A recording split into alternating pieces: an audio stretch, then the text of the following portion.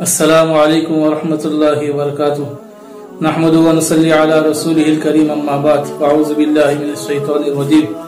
بسم اللہ الرحمن الرحیم رب قد آتیتنی من الملک وعلمتنی من تأویل الاحادیث فاطر السماوات والارض انت ولی فی الدنیا والآخرہ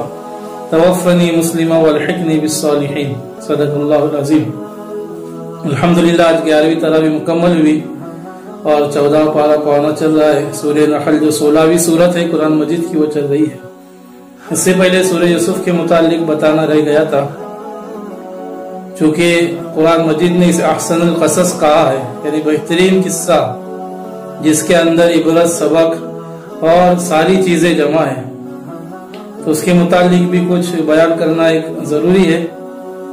تو سورہ یوسف یہ مکی صورت ہے، یعنی مکہ میں نازل ہوئی ہے 4 آیتوں کے علاوہ، اور اس کے اندر 111 آیتیں ہیں۔ اب اس صورت کے اندر حضرت یوسف علیہ السلام کا قصہ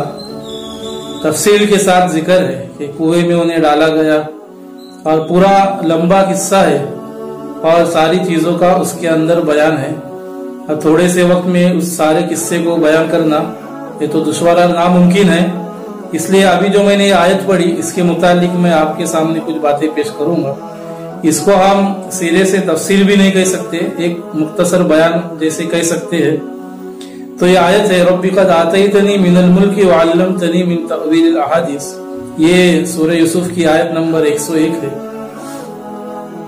سب سے پہلے اس کا ترجمہ مطلب یہ رب قد آتیتنی من الملک وعلمتنی من تأویل الاحادیث، اے میرے رب تو نے مجھے کچھ ملک عطا کیا، وتأویل احادیث اور باتوں کو پھیرنے کا علم دیا، یعنی جو خواب کی تعبیر کا علم دیا گیا تھا۔ فاطر السماوات والارض، اے آسمان اور زمین کو پیدا کرنے والے، انت ولی فی الدنیا والآخرہ، تو ہی میرا کارساز ہے دنیا میں اور آخرت میں۔ توفنی مسلما والحقنی بالصالحین، فرما برداری کی حالت میں مجھے موت دے، والحقنی بالصالحین، اور ملا مجھے نیک لوگوں کے ساتھ۔ یہ ترجمہ مطلب ہوا اس کا۔ تو یہ دیکھیں گے ہم، یہ سورہ یوسف کی آیت نمبر 101 ہے، یعنی جہاں سورت ختم ہوتے آ رہی ہے وہاں پر یہ سورت ہے، یعنی پورا قصہ بیان کرنے کے بعد یوسف علیہ السلام کی کچھ باتیں ہیں۔ ہم دیکھیں گے کہ یوسف علیہ السلام اس ایک قصہ پورا مکمل ہو گیا، اس سورت کے اندر ساری چیزیں بیان کی گئی، کس طرح جیل کے اندر ڈالا گیا، کس طرح انہوں نے صبر کیا، گناہوں سے اپنے آپ کو بچاتے رہے، کیا کہا قال رب السجن احب الی مما یدعوننی الیہ، یعنی جو عورتیں گناہ کی طرف بلا رہی تھی اس گناہ کی طرف جانا پسند نہیں کیا، جیل میں جانا پسند کیا، لیکن اس گناہ کی طرف جانا پسند نہیں کیا۔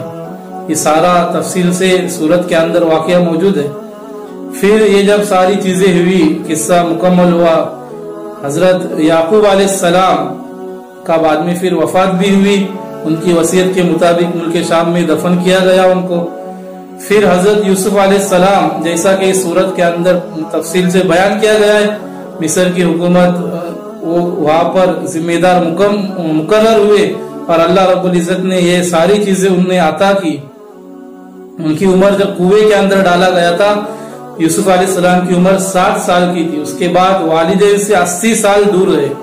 اور پھر اس کے بعد والدین کے ساتھ 23 سال زندہ رہے۔ تو یہ کل ملا کر 110 سال ہوتی ہے عمر، معارف القرآن میں 120 لکھی ہوئی ہے، تو 110 یا 120 سال عمر یوسف علیہ السلام نے پائی۔ اور جب یہ ساری چیزیں ہوئی تو آخرت کی فکر میں اللہ رب العزت کے سامنے ایک بات پیش کی، رب قد آتیتنی من الملک وعلمتنی من تأویل الاحادیث، اے میرے رب تو نے مجھے ملک، سلطنت، حکومت دے دی، اور وتأویل الاحادیث اور خوابوں کی تعبیر کا بھی علم مجھے دیا۔ فاطر السماوات والارض، آسمان اور زمین کو پیدا کرنے والے، تو میرا دنیا میں بھی کارساز ہے اور آخرت میں بھی کارساز ہے، مجھے فرما برداری کی حالت میں موت دینا اور نیک لوگوں کے ساتھ شمار کرنا۔ دیکھنا یہ نبی ہے، اور نبی ہونے کے باوجود کیا دعا مانگ رہے کہ اللہ دنیا کی جو چیزیں، دنیا کی جو نعمتیں، دنیا کی جو حکومت، دنیا کی جو دولت تو نے مجھے دی، اس پر تیرا لاکھ لاکھ شکر ہے، میں تیرا احسان مند ہوں، اور یہ تیری نعمت ہے جس کا میں اعتراف کرتا ہوں، اور تو زمین آسمان کو بنانے والا ہے، تو نے اپنے قبضے قدرت سے مجھے عطا کیا، تو نے دنیا کے اندر میری مدد کی، कुएं के अंदर जब डाला गया तब मुझे बचाया, मुझे जालिमों के शर से बचाया, जेल से रिहाई अता फरमाई और मुझे इज्जत दी, सरबुलंदी दी, बादशाहत दी और ये हुकूमत दी। तूने दुनिया के अंदर मुझे दिया, आखिरत के अंदर भी तू ही मेरा कारसाज है। तू मुझे इस हालत में मौत देना कि मैं तेरा फरमा बरदार रहूं और मुझे नेक लोगों के साथ मिलाना। तो सारी चीजें मिलने के बाद भी जिस चीज का सवाल कर रहे, सबसे बड़ी चीज वो है कि अल्लाह मुझे फरमा बरदारी की हालत में मौत देना और मुझे नेक लोगों के साथ मिलाना। इसके अंदर सबक है कि वक्त का नबी है, नबी होने के बाद भी अपने बारे में ऐसा फिक्रमंद है कि अल्लाह मुझे फरमा बरदारी की हालत में मौत देना और मुझे नेक लोगों के साथ मिलाना। और दूसरी तरफ हमारी अपनी जिंदगी है, हमें देखना चाहिए कि दुनिया की नेमतें, दुनिया की चीजें मिलने के बाद हम किस तरह गफलत के शिकार होते, किस तरह हम अपनी आखिरत को भुला बैठते। एक यूसुफ अलैहिस्सलाम में सारी दौलत, सारी सल्तनत मिलने के बाद जिस चीज का सवाल अल्लाह से कर रहे, तवफ़नी मुस्लिमा, मुझे ईमान की हालत में, इस्लाम की हालत में मौत देना, फरमा बरदारी की हालत में मौत देना और मुझे नेक लोगों के साथ शामिल करना। सारी दौलत मिलने के बाद ये मांग रहे कि मैं कहीं सरकश ना हो जाऊं, मैं कहीं रास्ते से भटक ना जाऊं। एक नबी होने के बावजूद ये दुआ मांग रहे। और हमारा ये हाल होता है कि जरा सी दौलत आती है कि हम नाचने लगते हैं, जरा सी दौलत आती है कि हम इतराने लगते हैं, जरा सी दौलत आती है हम मगरिबी फैशन पे, तर्ज तरीके पर चलने लगते, नाच गाने करने लगते, फैशन करने लगते और ऐसी शक्लें सूरत बनाने लगते। एक घर मौजूद है, पैसा आ गया, 2, 3, 4 घर बनाने लगते, नाच गाने के अंदर पैसे को बर्बाद करते, अपनी शक्लें ऐसी बना लेते कि गैरों की तरह, काफिरों की तरह, कुफ्फार मुशरिकीन की तरह अपनी शक्लें सूरतें बनाते। इस्लाम से बिल्कुल भी रग़बत और चाहत नहीं रखते। ऐसी शक्ल, ऐसे हम देखेंगे बाल इस तरह काटते कि बंदर भी उसको देखकर शर्माए। हालांकि इस्लाम से रग़बत होना चाहिए थी, इस्लाम से मोहब्बत होनी चाहिए थी। और सारी दौलत, सारी चीजें मिलने के बाद भी जो अल्लाह रब्बुल इज्जत से सवाल होना चाहिए था कि अल्लाह मुझे सरकश, बागी, नाफरमान, मुझे गुनाहगार, गुनाह के अंदर डूबा हुआ ना रख, बल्कि मुझे इस्लाम और मुसलमान की जैसी फरमा बरदारी वाली जिंदगी गुजारने वाला बना और मेरा शुमार नेक लोगों में फरमा।